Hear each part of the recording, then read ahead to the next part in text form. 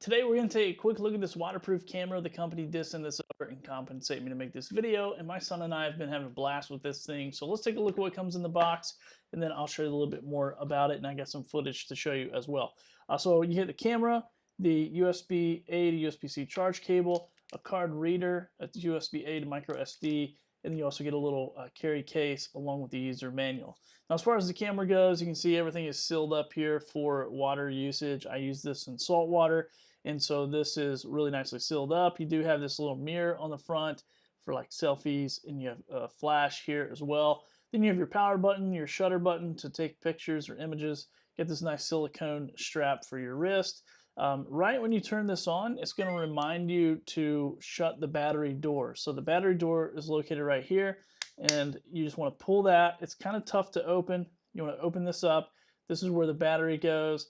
This is where the USB-C cable can plug in to charge it, or I've actually connected it to my computer and it goes into like a hard drive mode, or you can just pull the card out and use it in the card reader. And then when you go to shut this, you really want to make sure you press down on it and let that lock into place and click, and make sure that that is all the way sealed up and shut. So once you turn it on, once again, just using the power button, it's going to say close the battery door every single time. So I love that it reminds you to do that. So as far as the functionality goes, you can zoom in, zoom out. So you have the WT here, so you can go in and out, zoom in and out.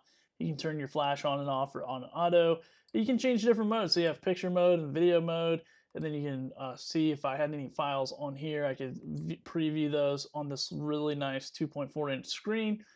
Then I can jump in, I can throw, trash those things as well if I don't want them. But I can jump into resolution, and I can just use these keys to toggle up and down. So resolution goes from 8, I think it's, let's see, I think it's 5 megapixels all the way up to 48 megapixels, which is pretty nice to have. You also get autofocus on and off, scene mode, so it has a bunch of different scenes in there. You can put on auto, or you can select from like landscape and night scenery and portrait and beach and sport and dinner mode, which is pretty cool. Anti-shake on and off, smile capture on and off, exposure. So you can set this exposure. I think it goes, let's see if I toggle back and forth here. So you can see the different exposure settings. So I can select that, which is pretty neat.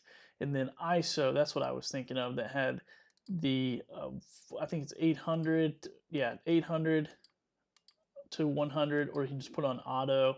Same for white balance, you can change that, or you can just keep it on auto, sharpness, quality. So you can kind of go through and figure out what you like. Then you do have the tools, so this is where you can do time and date stamp on and off, whatever language, power, frequency, power save mode. You can format, reset, all that fun stuff. So that is kind of the menu that you get inside of it, so you can play with that and customize it the way that you want to. Now, as far as the quality goes, here's what it looks like for video. So I was snorkeling this morning, and you'll see a fish here in a minute. Right there it is, kind of about middle of the screen, a little tough to see. You can see a little bit of yellow on its wings, but that is what I was working with this morning, chasing that fish around, trying to get some good footage. So pretty good footage overall. I just used it on the settings that it came with. Now, as far as the picture goes, this is the picture quality of it. A little bit grainy, but kind of cool. Kind of reminds me of one of those little retro cameras. But overall, like I said, my son and I have had a blast with this thing, taking it to the beach, trying to capture pictures of fish and crabs and all kinds of stuff. And I'm actually really impressed with the video quality. Once again, picture quality, I can take it or leave it, but the video quality, which is mainly what we're trying to use it for, I think is pretty good. And that was just set on all the basic settings, just right out of the box. Didn't tweak it, didn't change it. So yeah, and it works every time I turn it on. So that battery door must be closed. Everything is sealed off, and it's still working after several snorkel trips. Hope this video helps.